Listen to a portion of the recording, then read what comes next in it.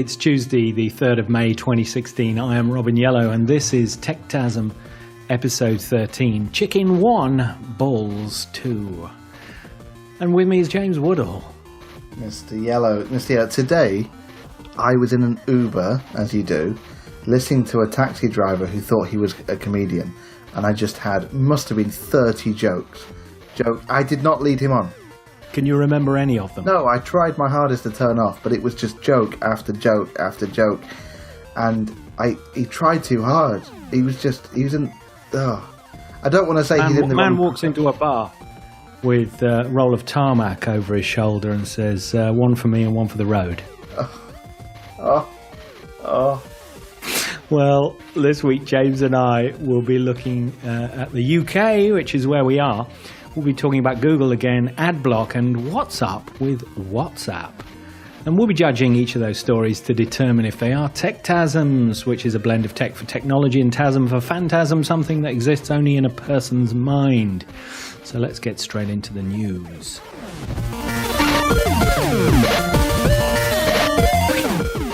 According to Channel Biz this week, Italy is now ahead of the UK when it comes to creating an easier cloud regime. Now, what we mean there, James, is cloud as in servers in a data center on the internet, right? I mean, that's what cloud means. But this index, apparently, which came out last week, ranks cloud computing readiness and cloud computing policies from around the world. Now, the UK apparently, sadly, just ranks 9 out of 24 leading IT economies. This was the 2016 BSA Global Cloud Computing Scorecard, which covers 80% of the world's IT markets, and each country is graded on its strengths and weaknesses in 7 key policy areas. Bit of a disappointment, James, for old Blighty. Definitely. But it doesn't come as a complete surprise, because I will say, and as our listener knows, I'm a big Microsoft Azure fan, and Microsoft don't have a UK data center. They've been talking about it for a while. I don't know if Amazon or Google do. No, Amazon don't either. They're in Ireland. I mean, what's going on there? What is wrong? What is wrong with dear old Blighty? What is happening? Well, apparently, according to Victoria Espinel, who's CEO of BSA, it's worrying to see the UK starting to fall behind other faster-moving nations in creating policies which enable cloud innovation. Now, the top 5 countries are Japan, the US, Germany, Canada, and France. Well, I'd expect them all to be up there. But 9th, I mean, goodness me, why aren't there any data centers in the UK?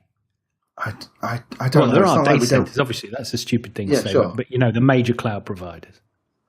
I really don't understand it. I mean, in Europe, where we are, for Azure, and that's what I really know, there's Dublin and there's Amsterdam.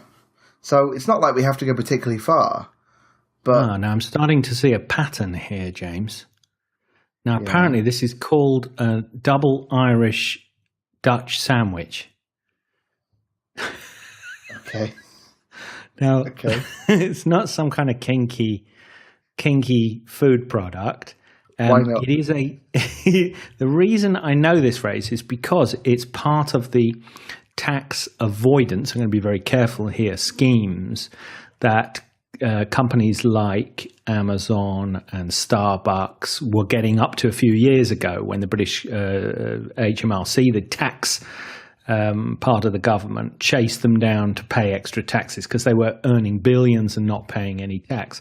And the phrase I remember for it is this double Irish Dutch or double Dutch Irish sandwich, where you move money into the Netherlands, then move it to Ireland, then move it back to the Netherlands, and then it can go back to America or something without actually paying any tax anywhere in the EU, let alone in the UK where the services are being enjoyed. So I'm now thinking, this is all about cash, isn't it? It's all about tax. So we're being held to ransom languishing in 9th place because of tax loopholes. Well, little things like this BSA cloud scorecard presumably are designed to make tax regimes like the UK think twice and think, well, let's make it more friendly for cloud computing companies. And what that friendly means is lower our taxes. Well, of course, and we as the consumers, both in business and in personal life, will benefit if these cloud providers are here, because Amazon did a famous study that every 100 milliseconds of latency corresponds to 1% of sales profit. And let's just remind the listener that latency is the time between you clicking send or OK on your screen and having a response come back over the internet. Yeah, absolutely. So, it's all well and good having super fast broadband connections at home, but if all your data services are, somewhere else, it just all seems a little bit ridiculous.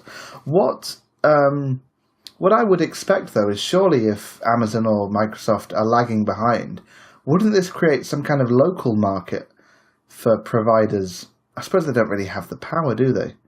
Well, it's all about volume, of course, in this game. And the bigger your data center, the more servers you've got, your lower per unit of computing cost is. And therefore, as a business, as somebody who's using cloud services, it's all about the cost. I'm buying a service level, a number of CPU cycles, a responsive speed, amount of RAM, amount of disk space. And I want to pay the minimum for it. It's fundamentally it's a commodity, isn't it? It's a commodity, yeah. Yeah, and it's one I use every day, and I'm very pleased with the concept. It just would be nice, running a British startup to have British servers. Well, correct. Yeah, agreed. And I certainly wouldn't want, if the UK falling behind means that, we abandon our taxation, then I'm not sure it's a great idea. Yeah. Is there a question here? Well, the question is, of course, is the UK really a laggard, or we just want to get decent tax out of the whole process?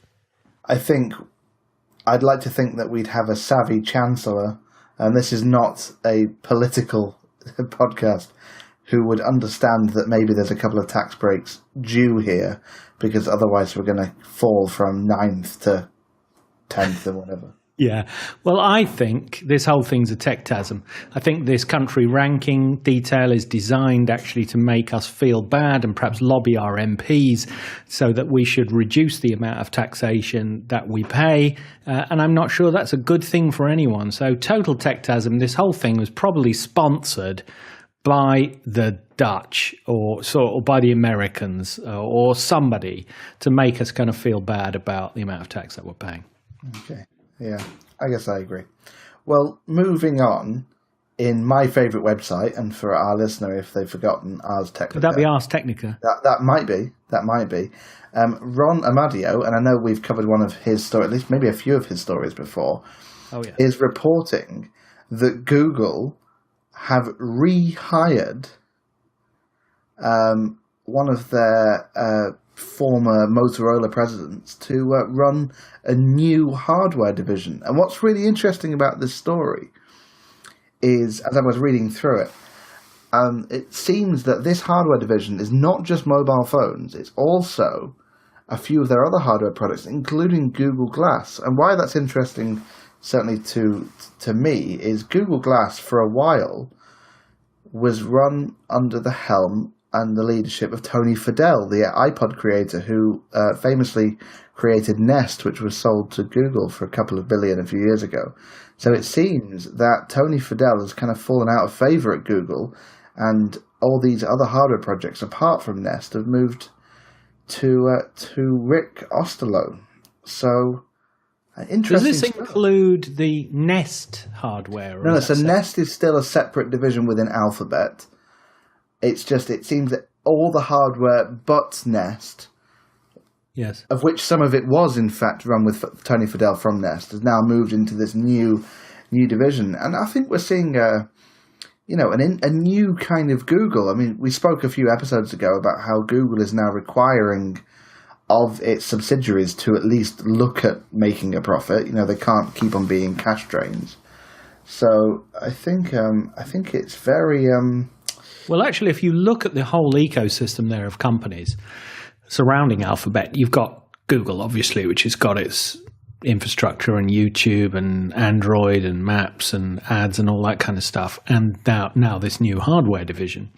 If you look beyond that into the wider Alphabet ecosystem, Nest, DeepMind, Calico, Verily, and then you've got this X division, don't you, which does the Project Loon, the balloons that we've talked about, the self-driving cars, Project Wing, which is the drone. I don't know if it's drone delivery, but drone service, and Replicant. I don't even know what that is, quite honestly. Which is why I guess the division's called X. Yeah, well, it's all about their moonshots, really. Projects about the crazy projects, and Google Glass was famously a Google X project.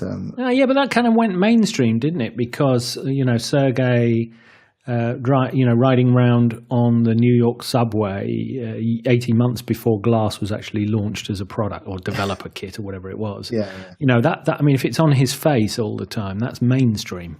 Well, yes, but at the time it was still under X, and it then moved to Tony Fadell, and now it's in this new hardware division. I mean, I think I don't want to turn this into a glass comment. What I'll say is there's a very interesting phrase at the bottom of this article where sources are saying that Google plans to take an Apple-like control over the Nexus devices.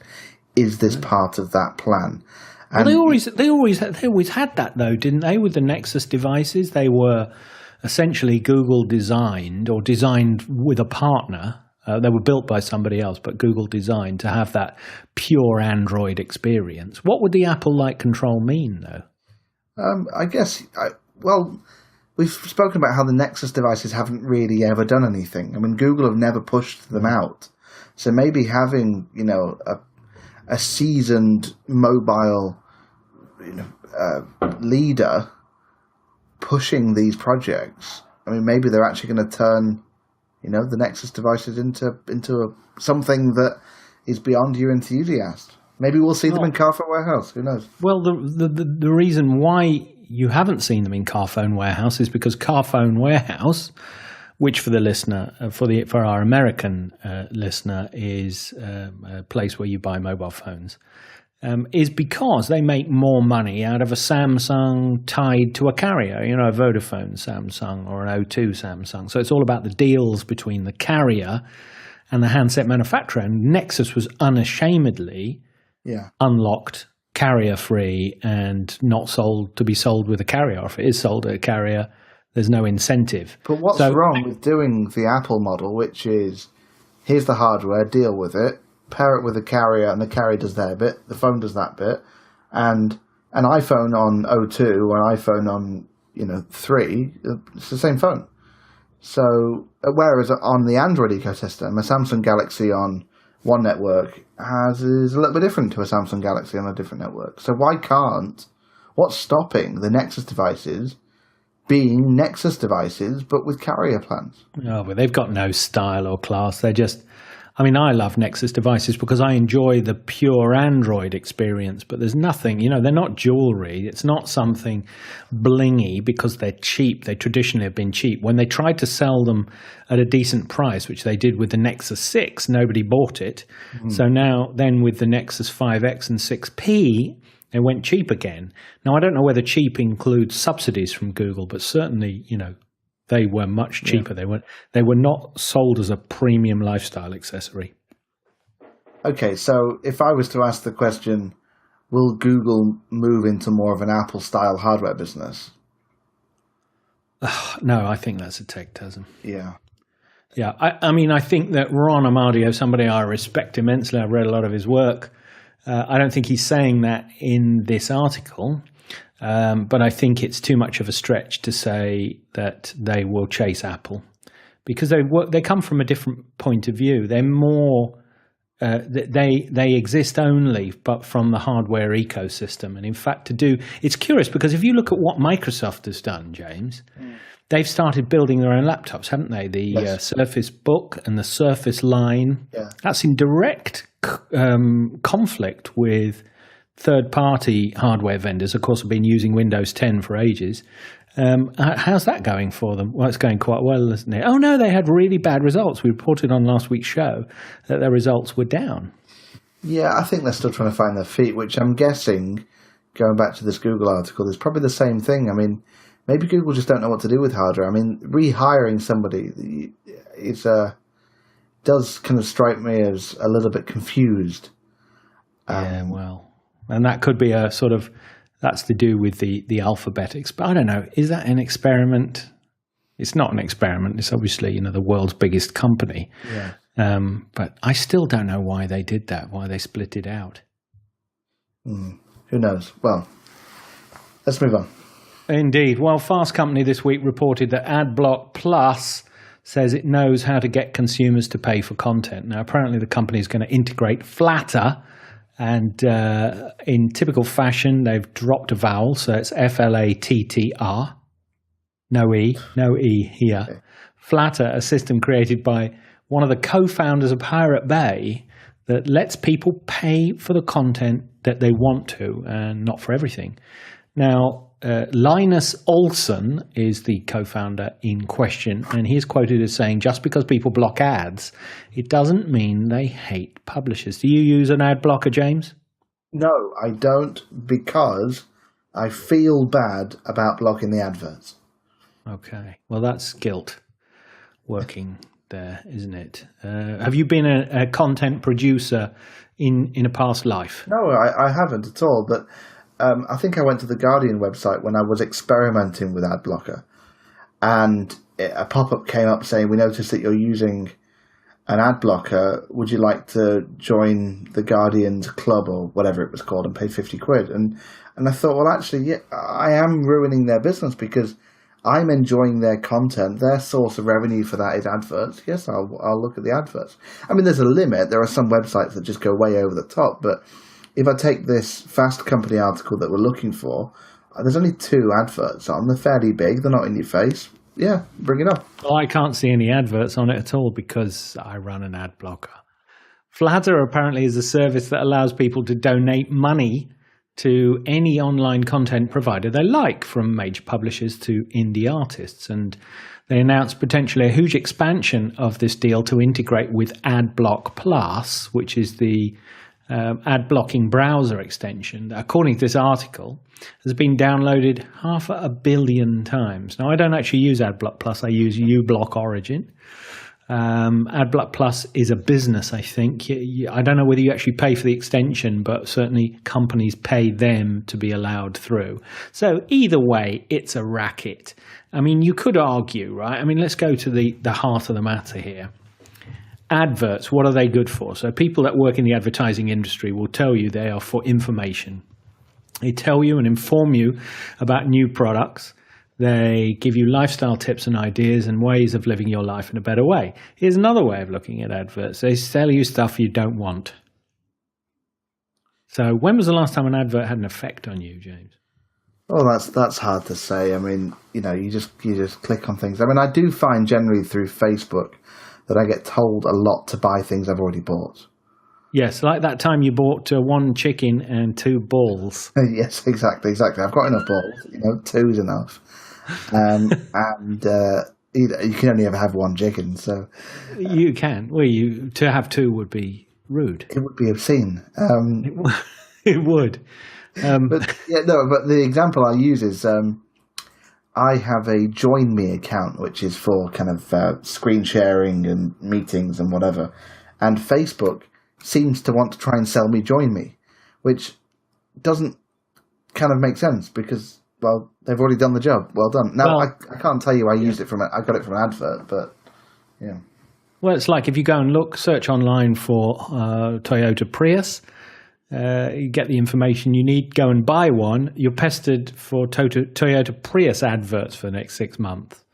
It's like, I bought it, leave me alone. Even Amazon, for example, when you buy stuff off Amazon, they know you've bought it, but they still serve ads to you about it afterwards. And it's just annoying. And I think the advertising industry has had a bloody long time to get this fixed and sorted out, and they can't. And because they can't, they're providing a bad service. And they would argue that they actually power the internet. I mean, Google itself, part of Alphabet, the world's biggest company, is pretty much built on ad revenue. So actually, without that revenue, would the internet have developed in the way that it would? But the example I always give is the music industry. It's had the stuffing ripped out of it. The amount of money going into music is massively reduced in real terms and in actual terms compared to its heyday in the 70s and 80s. Has the quality of music reduced, disappeared? No, because people are always going to want to make music. I think, if anything, there's more variety in music now than there has ever been. And all the advertising, promoting, pushing, the amount of money the bands have been paid for their stuff hasn't diminished or reduced the quality of music at all, in my opinion. Yeah. But obviously that's a subjective point of view, just like most of the things I say. So I guess, is Adblock here to stay? I mean, yeah, of course it is, but is Flatter really the way forward? Well, I think it's a pretty good way forward, actually, because, you talked about The Guardian there. You obviously got a soft spot for The Guardian.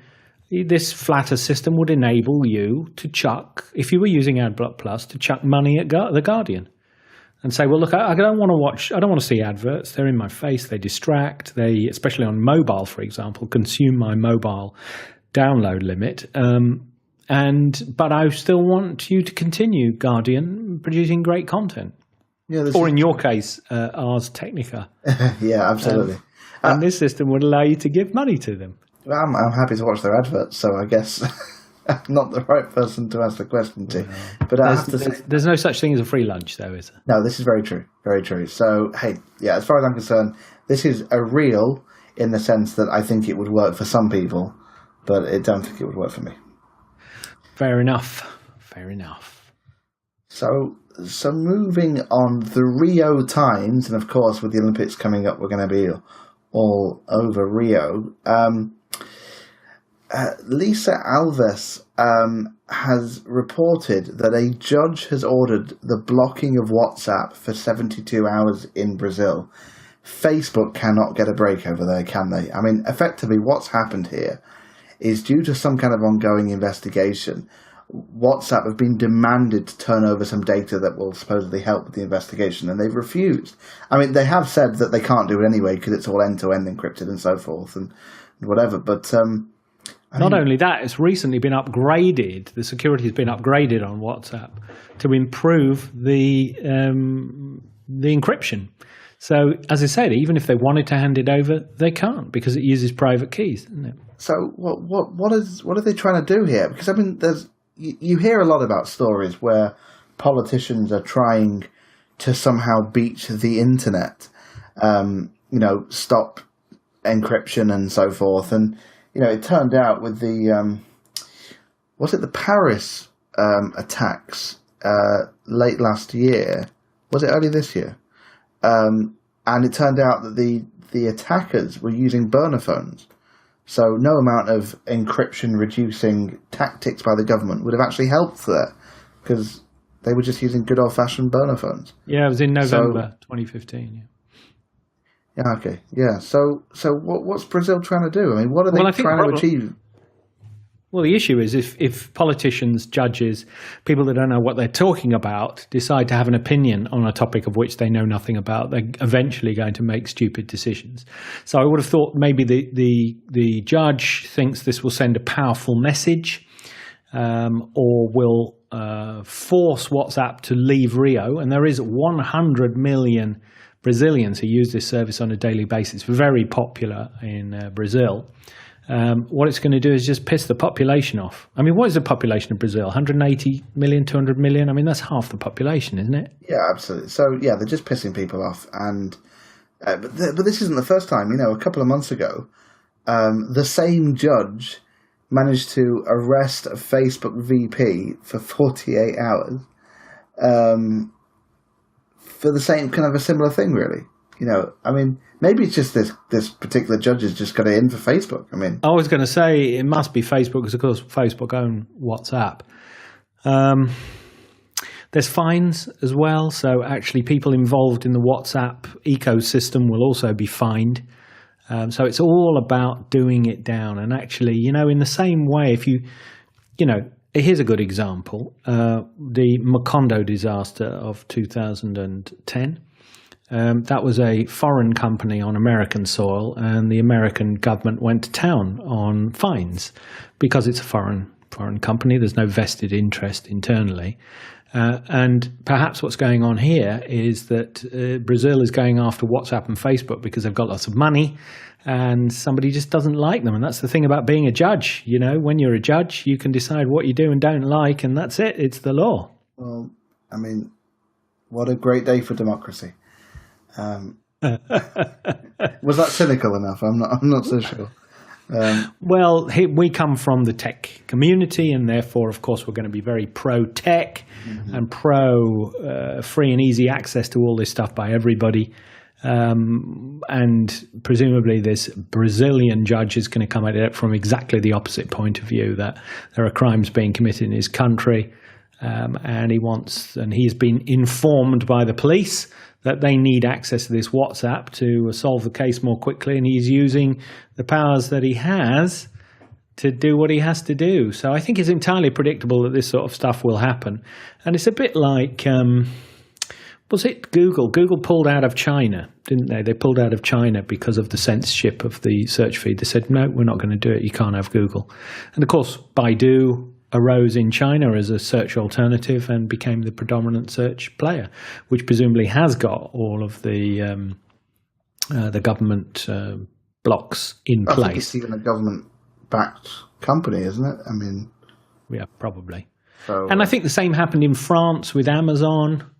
That they said, unless you pay the book publishers a good deal, we're going to force you to. We're not going to allow you to sell. So I think each market has got its own different rules based on what the sensibilities are in that country, and it can always vote for, your politicians. You can always vote politicians out. It's not like, unlike China, of course, Brazil is a democracy. So actually, if there's too much of this and the 100 million WhatsApp users in Brazil get upset enough, they can always vote these people out. I'm not sure you can vote judges out, though, can you? I'm not so sure. It depends on the country, I guess. But what I will say, though, is you're right on Amazon, you're right on Google, but WhatsApp is different because it's a communication tool.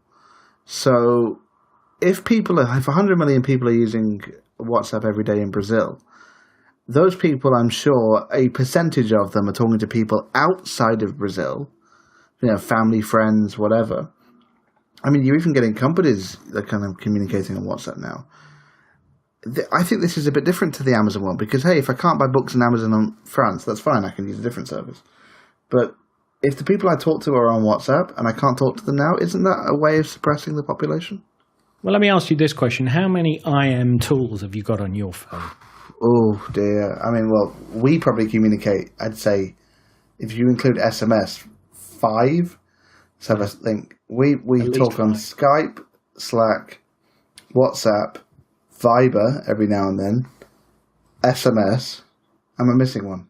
No, I think that's probably about... Hangouts. Hangouts, Facebook Messenger. We had a chat on Facebook. Oh, yeah, Facebook Messenger. Yeah, so that's 7. So the two of us talk with each other over 7 sessions.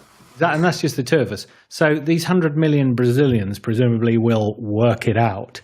And actually, I don't think the world's going to end. This stuff is posturing.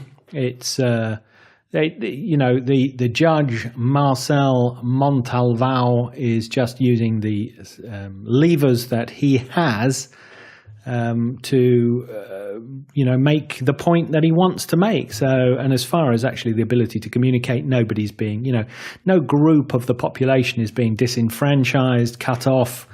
They've got plenty of alternatives in that market. They might not have the 7 that we have, but there will be alternatives in that market. So effectively, this is one big Techtasm because no matter what happens, they can never get on top of this. Correct. I don't think so at all. Agreed. Fantastic.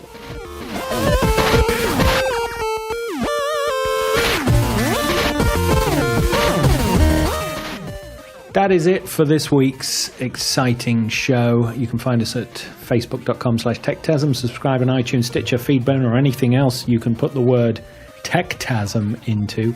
You can contact us at feedback@techtasm.com.